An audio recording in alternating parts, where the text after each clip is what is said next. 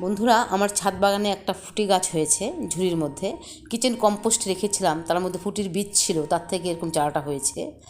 তারপর আমি সেই ঝুড়িটাকে প্লাস্টিকটা আলাদা করে দিয়েছি এবং গাছে কিছু খাবার প্রয়োগ করেছিলাম। খাবার বলতে কিচেন কম্পোস্টের একটা পুটুলি আর লিকুইড খাবারও দিতাম, তার থেকে সুন্দর একটা ফুটি হয়েছে। কুড়িও আসছে অনেক, ফুলও ফুটেছে অনেক। তো আজকে গাছটাকে একটু আমি অন্য পদ্ধতিতে পরিচর্যা করব। গাছটাকে আমি এখান থেকে তুলে দেব না। যদি এখন এখান থেকে আমি এটাকে উঠাই, কোথাও রিপোর্টিং করি, তো গাছটা মারাও যেতে পারে, কারণ এটা পরিণত গাছ। তাই তো এটা এখানেই থাকবে। তো এটা একটা বালতি, আর ফুটি গাছটাকে একটু ছায়াতে নিয়ে এসেছি। এটা রোদ আর বেশি দিন রাখা যাবে না বেশি, কারণ যেখানে রেখেছিলাম সারাদিন রোদ লাগে, আর এখানে 12টা 1টা অবধি রোদ থাকে, তারপরে ছায়া পড়ে যায়। তো এই জায়গাটাতে আমি রাখবো, কারণ রোদে শুকিয়ে যায় যেহেতু মাটি কম।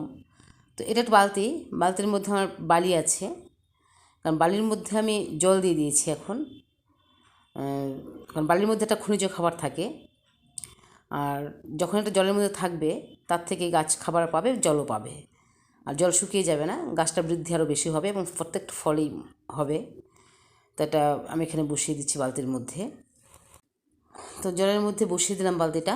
এখন আর জলের অভাব হবে না, শেকড়টা আস্তে আস্তে নিচের দিকে চলে যাবে, বালির মধ্যে প্রবেশ করবে। আর কিছুদিন পর পর জল দেব, যখন পাতাটা একটু ঝিমানো থাকবে তখনই জল দেব বালতি ভর্তি করে। আর কিচেন কম্পোস্ট পুটুলি বেঁধে খাবার দেওয়া আছে, আর এক পুটুলি দিয়ে দেবো। আর আজকে লিকুইড খাবার কিছু প্রয়োগ করছি, যেটা বানানো আছে খাবার, সেটা লিকুইড খাবার দিয়ে দিলাম। আর পুটুলি খাবারটা কয়েকদিন পর আমি ঢেলে রেখে তার নতুন করে আরেক পুটুলি দেব, কারণ এই হচ্ছে আমার ফুটে গাছের পরিচর্যা। তারপর দেখি কীরকম হয় ফুটি।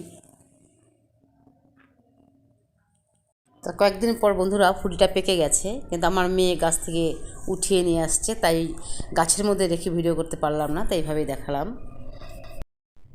বন্ধুরা, বেডের মধ্যে একটা ফুটি হয়েছে যে, তো এটা অটাইমে হচ্ছে, গাছটা আমি ফেলে দিইনি। তো অনেক ফুলও আসছে গাছটাতে আবার। তো আজকে একটু সাইড থেকে পরিষ্কার করে দিয়েছি, এখানে অনেক আগাছা হয়েছিল। তো ফুটি হয়, অসময়েও হয়, দেখি তো কত বড় হয়। তো এই ফুটি গাছটা থাকবে, গাছটা ফেলে দেবো না, আরও মনে হয় হচ্ছে অনেক হবে। তো ফুটি গাছের পর দেখাই আমার ঢেঁড়স গাছগুলোতে শীতকালেও কীরকম ঢেঁড়স হচ্ছে। কিছু ঢেঁড়স কালেক্ট করবো আজকে, প্রায় সময় দেখাই, কিন্তু প্রতিদিন আমি ঢেঁড়স পাই, প্রতিদিন দেখাতে পারি না। তো আজকে আবার দেখাচ্ছি। এই যে একটা গাছ, ডগাটা কেটে দিয়েছিলাম, সাইড থেকে অনেক শাখা প্রশাখা বেরোচ্ছে এবং প্রত্যেকটাতেই ঢেঁড়স। এই যে উঠিয়ে নিলাম, আরও কুড়ি ফুলও আছে। তো আজকে একটু ফাঙ্গিসাইড এবং কীটনাশক প্রয়োগ করতে হবে। একমাত্র কিচেন কম্পোস্ট খাবার আর লিকুইড খাবার দিয়েই হচ্ছে। সেটা তুলে নিই এবং দেখাচ্ছি ঢেঁড়সগুলো কত শাখা প্রশাখা বাড়ছে গাছটার। এই যে একটা ঢেঁড়স, তারপর এটাতে চলে আসছি, এটা তো অনেক ঢেঁড়স হয়েছে, হয়েই যাচ্ছে, প্রতিদিনই উঠাই, তা সব দিন দেখাতে পারি না। ওই যে একটা, এখানে একটা ছোট্ট হয়ে আছে, যতটুকু তুললাম। চলে যাচ্ছে অন্য গাছে। তো ঢেঁড়স কত হয়েছে সেটা একটু দেখাই, কত বড় ঢেঁড়স হয়েছে, ডগার দিকটা তো অনেক।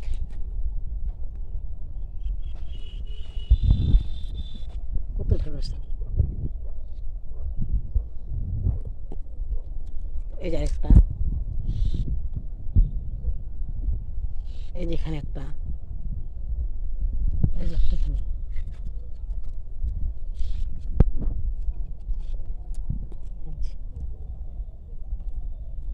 এই ঢেঁড়স গাছটাতেও আমি একটু প্রয়োগ করবো।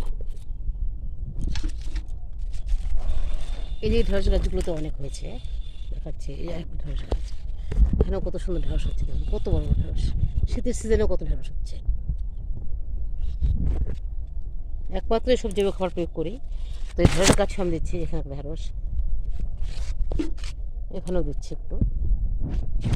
এদিকে আছে আরও ঢেঁড়স, অনেক ঢেঁড়স আছে। সবটা উঠে তারপর আমি আপনাকে আবার দেখাবো যে কত ঢেঁড়স। দেখুন ঢেঁড়স গাছে দিচ্ছি একটু। তো টোটাল ঢেঁড়স পেলাম এতটুকু। এই বাটিটা এনেছিলাম একদম এটা ভর্তি। এরকম ঢেঁড়স প্রায় প্রতিদিনই পাই, তো সব দিন দেখাতে পাই না, মাঝে মধ্যে দেখাই। কত বড় বড় ঢেঁড়স, সাইজ কত সুন্দর, প্রত্যেকটা ঢেঁড়স কত সুন্দর হয়েছে। তো আজ এখানেই রাখছি, দেখা হবে পরবর্তী ভিডিওতে নতুন কোনো কিছু নিয়ে।